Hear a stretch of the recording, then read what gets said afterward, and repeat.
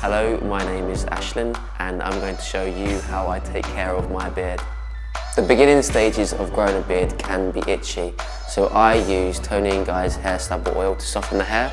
The best tool to use at this stage would be a brush, the soft side. Now my beard is grown fully, I'd keep it in shape by neatening the outlines along this line. Now I've got a short beard, I would keep it clean by using TONI&GUY's Cleansing Beard Foam. My beard is now longer and thicker, so now I would start using TONI&GUY's Beard Cleansing Shampoo, and this will keep the hair healthy. I wash it around 2 to 3 times per week using my fingers to lather around to really get into the skin to exfoliate it and just rinse it off.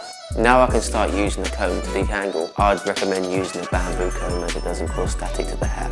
When your beard has reached my length, I would recommend using Nourishing Premium Beard Oil daily to keep your beard feeling soft, and it helps promote growth and strengthen.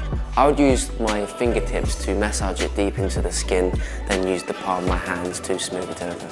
I use the moustache wax to stop the hair from going into my mouth. I could also switch things up by using the wax to create different styles, like the handlebar moustache.